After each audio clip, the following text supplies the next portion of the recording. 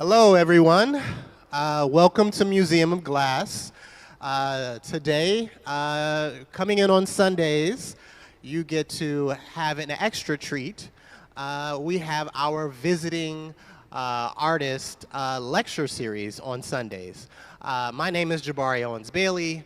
I work here at Museum of Glass as the Curatorial Education Program Manager.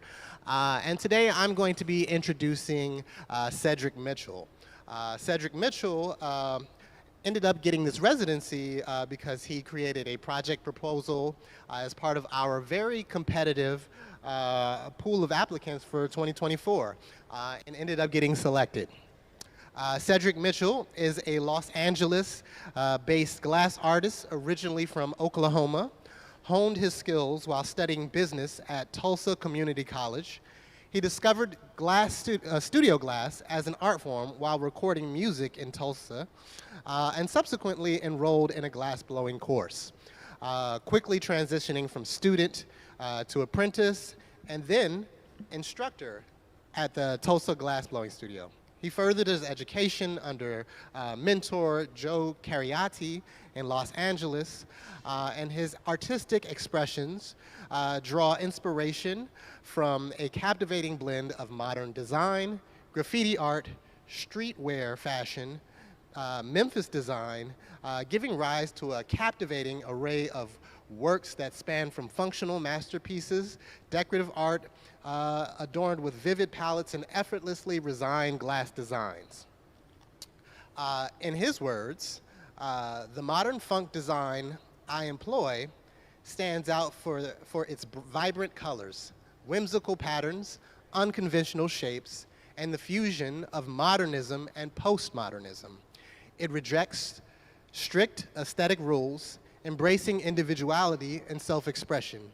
Drawing from retro pop culture aesthetics, it celebrates uniqueness and eccentricity, creating a playful and captivating atmosphere. Ultimately, his goal is to create art that resonates with viewers, combining beauty with profound concepts. He believes in the transformative power of art and aims to contribute to a world where everyone has access to it.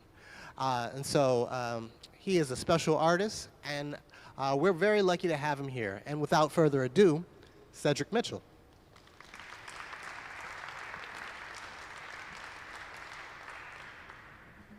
All right, thank you, Jabari. Can everybody hear me okay? Cool. So, I'm Cedric Mitchell, owner and operator of Cedric Mitchell Design. I started my LLC in 2018. A couple years after moving to Los Angeles and realizing that I am a business because I'm on a 1099. So I went ahead and got it started. But we're going to jump into my journey of how I got here. So I didn't always start out as like artistic or a visual artist, so to speak. My artistic background came from music. I was a rapper. I went by the name of Nuff Said. So this is a 21-year-old version of me, way handsomer. And I was living the rapper lifestyle, as you can see. Drinking champagne, going out all the time, hanging out with friends. And also, you know, I ventured into fashion. I always wanted to be fashionable. I always wanted to be the flyest person out there. I won best dress in 5th grade. Yeah, I did. So, you know, what I did was I was upcycling these denim jackets and jeans and sewing patches on them and then like selling them to my friends. And, you know, I wanted to expand that journey a little bit more while I was attending the Tulsa Community College studying business. So I took a painting class. And the thing about the painting class that I liked was the colors and, you know, the things that the teacher was teaching me. But the thing I didn't like was she wanted me to work on multiple paintings at one time. So we had to work on like 6 paintings at one time. And the reason why I didn't like that is because I drove a bicycle. I rode a bicycle to the school, and she wouldn't let me keep my canvases there. So I had to carry my canvases back and forth.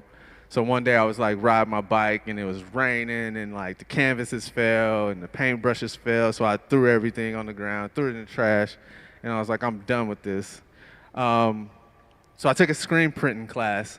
There's a place downtown Tulsa, Oklahoma called Hardesty Arts Center, which offered like these really cheap classes, and it's like a hidden gem. No one ever knew about it. So my first class that I took was a pinhole camera making class, where they show you how to make this pinhole camera, and then they show you how to use it. And then I also, took a screen printing class, and I really took a liking to the screen printing class because, in high school I was really into like digital imaging and like spending a lot of time on the computer and like making graphics and designs and things that I could turn into like things that are wearable. So these are like my first screen prints that I ever made. I wish I would have kept one of them, but I have like a hustler mentality, so I sold all of them.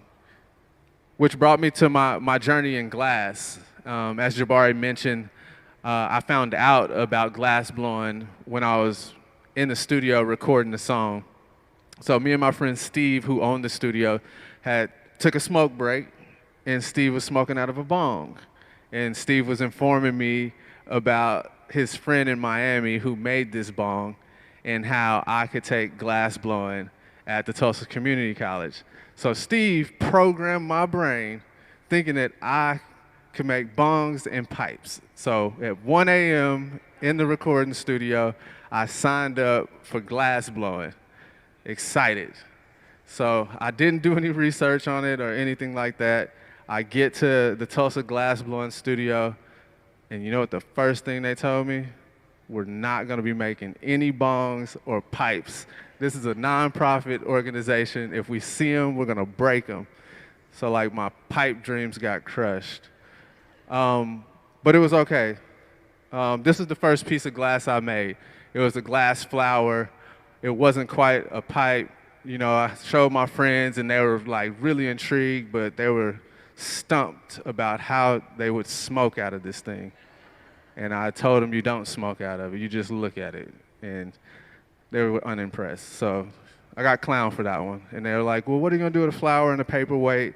Nobody's really using paper. And I was like, just wait, I'm gonna be making some things here shortly.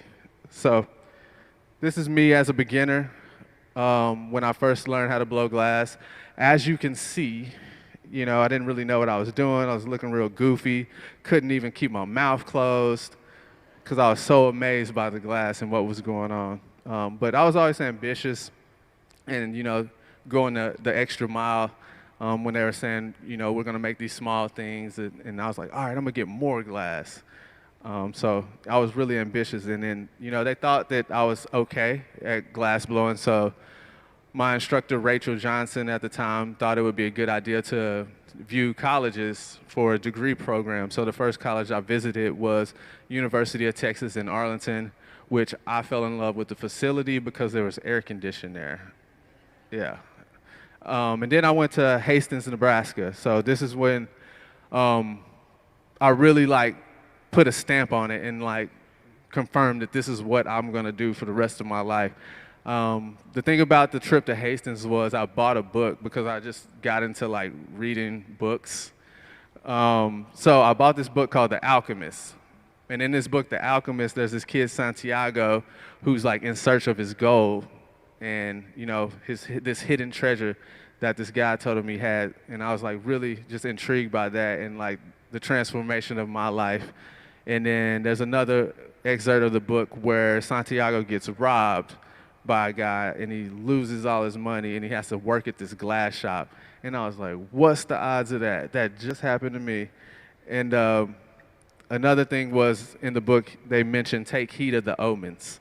So, it was programming me to take heed of the omens. So I went to Hastings, Nebraska. These guys right here were working on this giant vase. They climbed this ladder and they stretched out this 6-foot vase and then they punted it up. And then, when they were about to finish it, it broke and fell on the ground, sort of like the thing we just made. Another thing, that really blew me away was early on, I got to work with this amazing glass artist named Richard Royal. So I was about 3 months into glass blowing, and I came in the studio on a Sunday, and I seen this man working, and I've never seen anything like it in my life. So I was pretty amazed, and I was really good at like fooling him. He thought I was way better than I was. So he gave me a bunch of jobs where he thought I could handle, and he quickly realized that I had one job, and I was shielding. So I, worked with him, and then full circle, we're co-teaching this year at Tulsa Glass School in August. So that's like a monumental moment for me. So quickly, I transformed into the apprentice and the instructor after the beginning class. So, I took the beginning glassblowing class, and then I was in an intermediate class, and they asked me if I wanted to, start teaching. So they gave me a day of like training to make like Christmas ornaments, and then everybody went to the lunch and told me, you got a class. And I was like, I just started. So I just fell into the role and just, I work well under pressure. So no one knew that it was my first day teaching, and I tricked them again. So, my background, I have a lot of, friends in Tulsa, Oklahoma who are graffiti artists.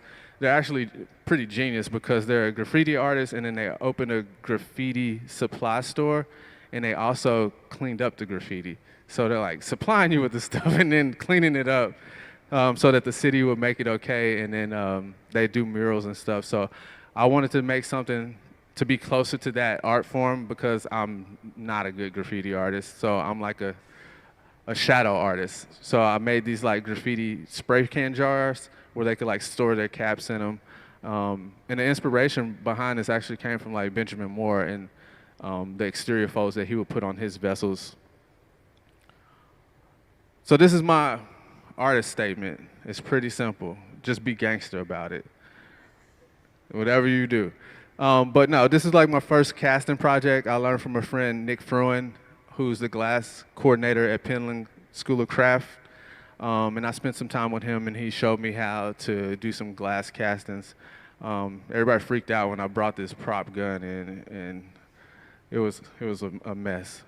But anyway, along that time period, I worked with Nick Fruin, and he introduced me to other things like applying decals to glass and like other things you can do with glass outside of just blowing it, like how you can add decorative items to the glass. So, I had a genius idea of making these juice cups from the movie Juice, and people would get this pun, and nobody really picked up on it until I moved to LA like 9 years later.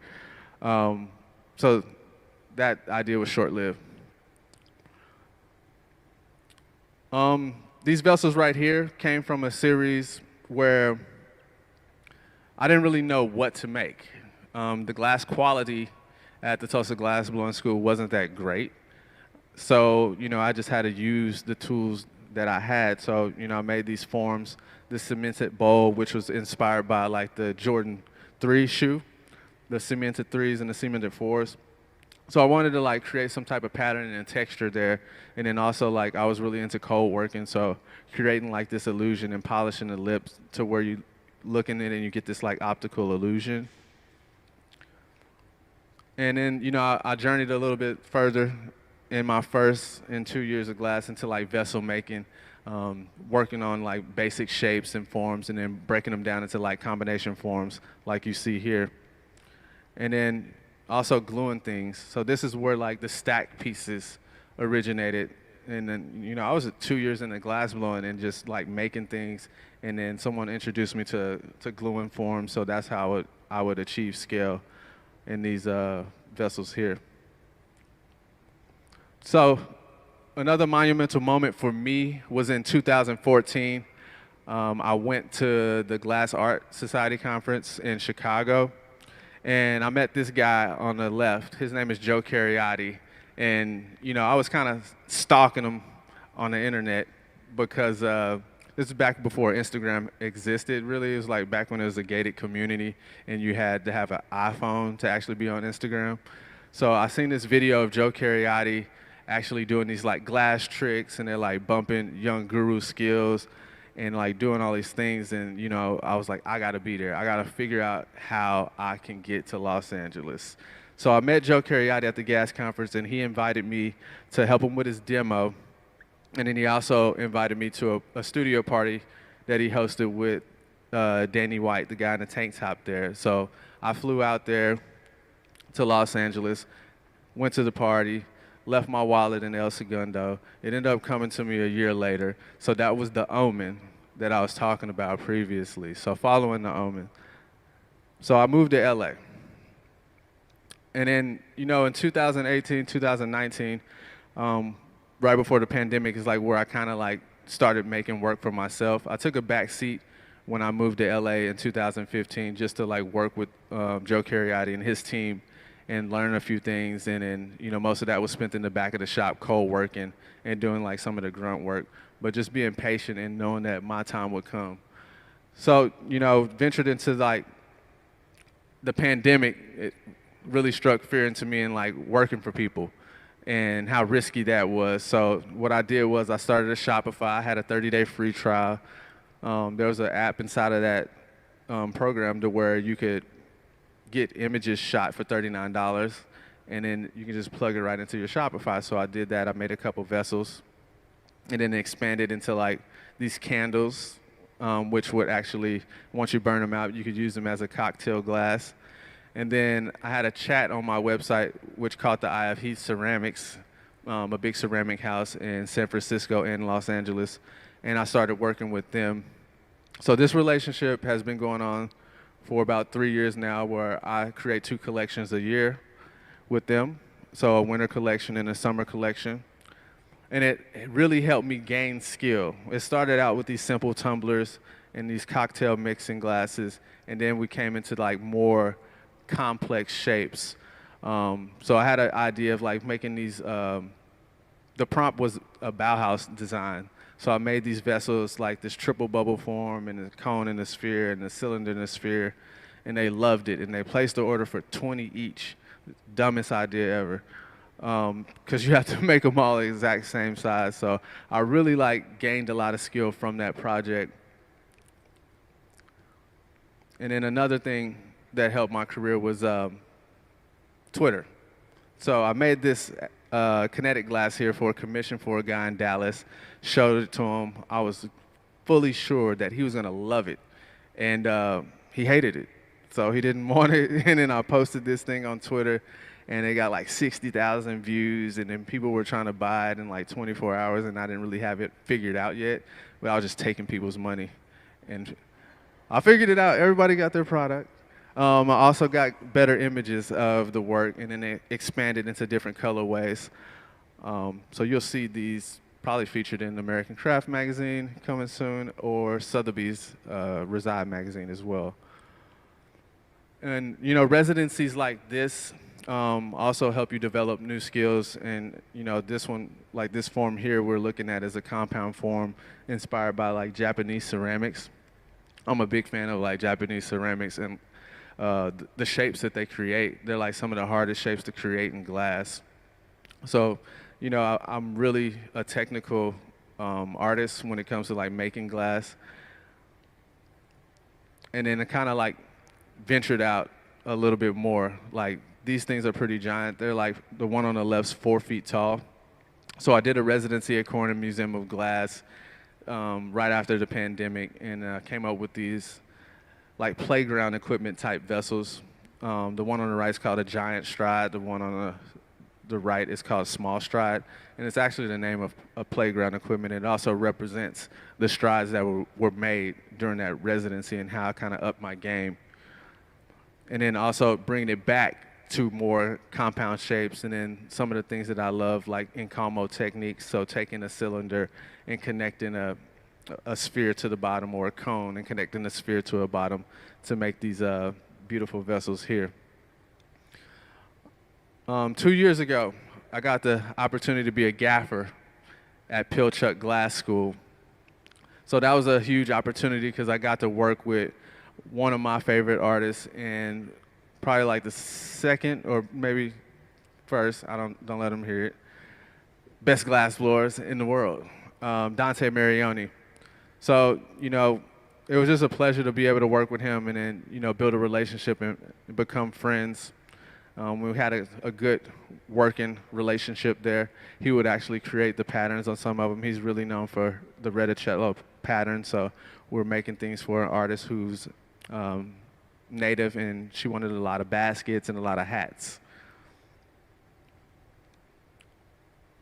So these vessels here are part of a show that I had last summer called the Object Lounge.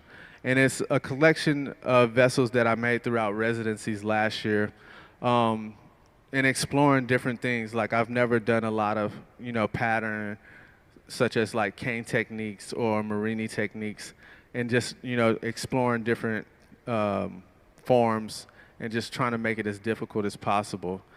Some of these vessels are also inspired by the Memphis design group, Editori Sozza.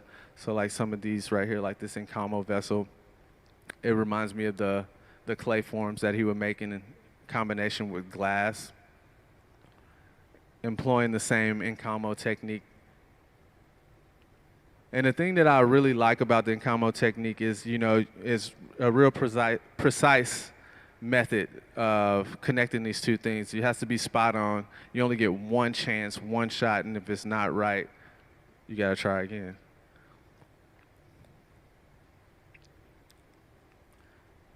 So with these vessels, the Enjoué series, we're incorporating some busyness in this pattern. So like these squiggly lines here, just like a joyful expression that I want to express here. And you can see like this series actually roll over into the series of work I've been creating here at the Museum of Glass. All of the necks on these funky forms that we've been making are similar to the pattern that's on these vessels here.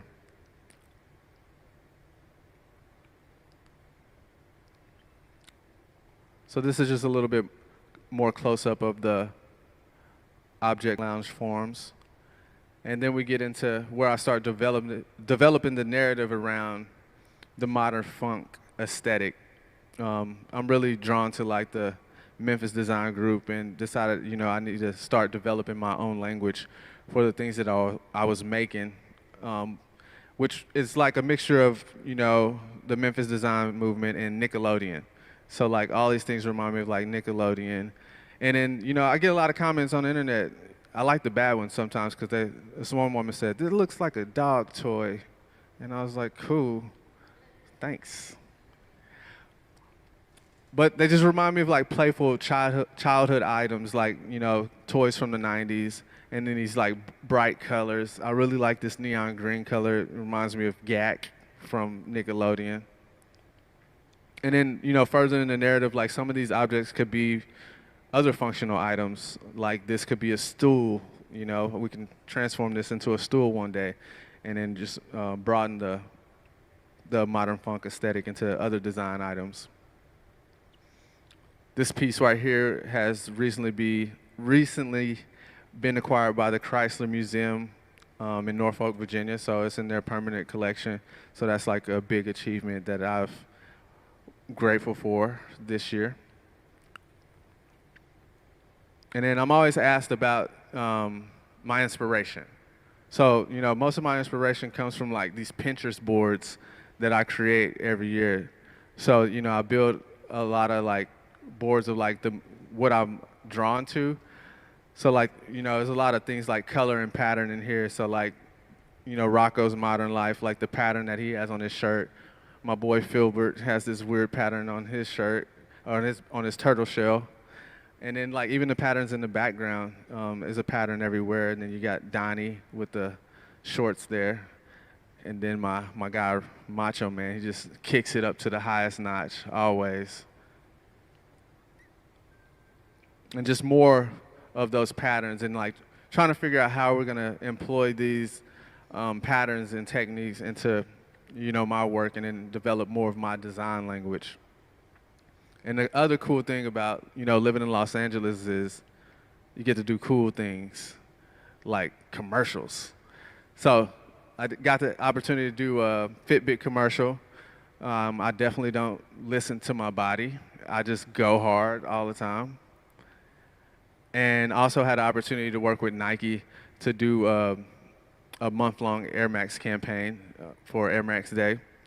So, I'm first glass blower with a Nike campaign, doing things. Yeah, you can clap.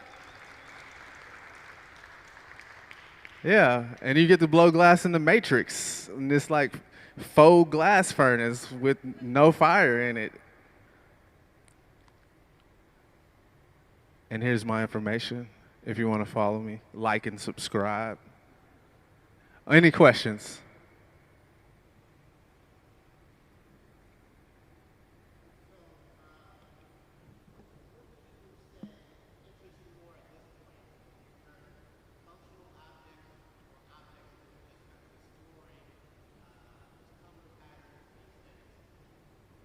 I think, what interests me, it's like a healthy mix of both, because one has to pay for the other.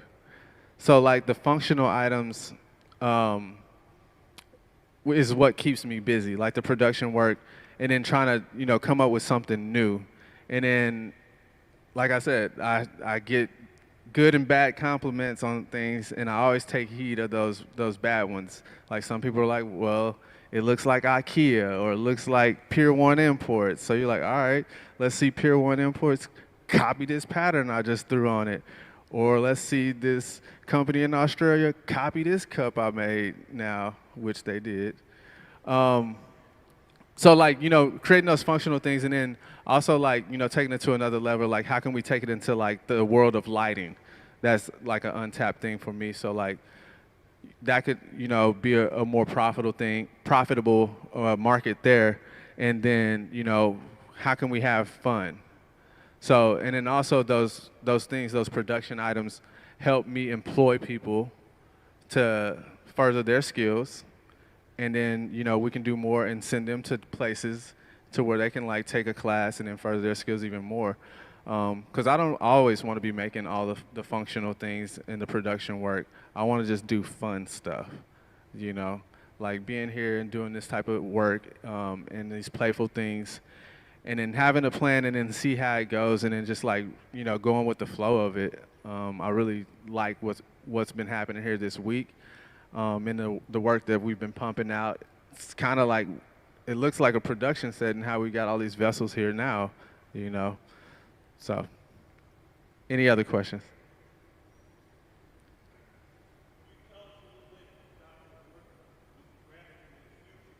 Yes. So Walt asked about my work with Craft in the Future. So Craft in the Future is an organization that I work with. I'm the events manager. What Craft in the Future does is we provide opportunities for black and brown kids, or black and brown people actually, to provide them with opportunities to help them thrive in way of scholarships, classes, residencies. So we do have a residency space in our LA location where we have 6 artists, and they have a studio space for a year. They get a stipend and materials, and then we have like gallery visits on site with them. And then we have multiple programs that we have with our youth arts partners across the United States. One of our biggest programs there is Teen Takeover, where we take a group of students from each organization, and then they come to Appalachian Center of Craft, and they get their own cabin, and they can choose from like 2 different mediums. So that could be textile, that could be ceramics, that could be glass, that could be woodworking. So just providing them with opportunities that you wouldn't get, in the inner city. And you can see, and you're having instructors that look like yourself as well. So that way you can see this as a viable career path. Like as growing up, I never knew anything about glass blowing or ceramics or any art form outside of like music or entertainment. And just, catching on late. I didn't catch on to like glass blowing until I was 26. So like being able to plant that seed early and watch these kids grow is like a powerful thing.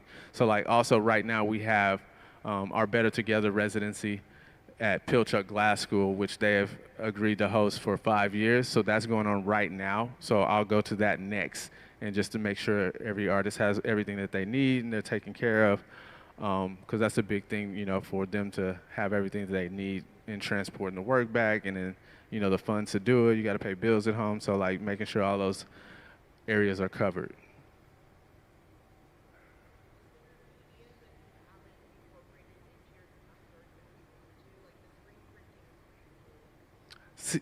I'm glad you mentioned that, because that is, like I have this thing in my collection of like ideas. I have like an idea book, which I call like a memory museum. So like I have like all these childhood memories outside of the ones we're talking about in cartoons and things. But the project that I do want to incorporate is in flat glass. So like how can I create wall pieces and screen print on them and use those decals and create like layers, like kind of like a painting, but with glass, that we can put on the wall and use some of those things that I really used to like. Used to be really into basketball, so there's like a lot of like NBA stars who are from Tulsa, Oklahoma, who I like would like to recreate in like a retro design, like a double dribble type thing, just to create like these paintings.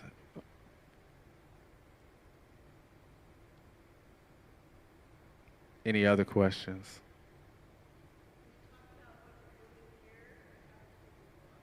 Yes. So this has to be the definition of the modern funk aesthetic, because everything that we described with the whimsical patterns and the unconventional shapes is what is happening here.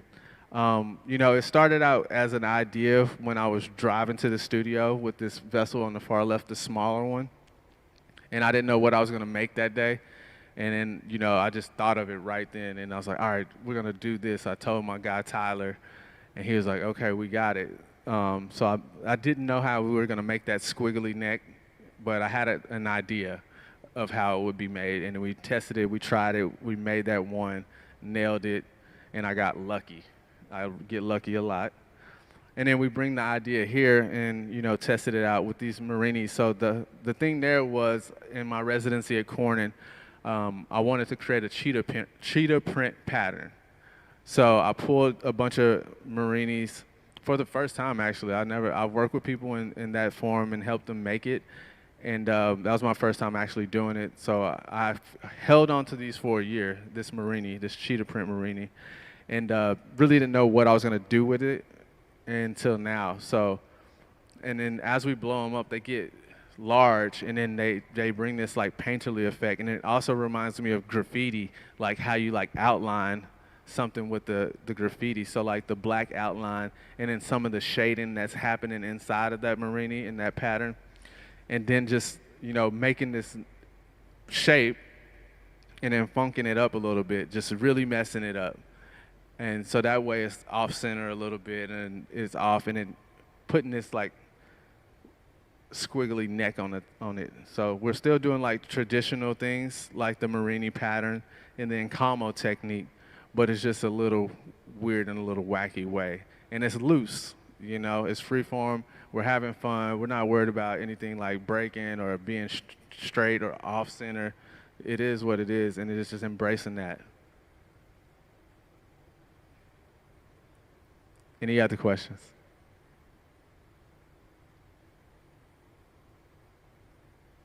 That's it. All right, one more. See, never made a bong. Never made a bong.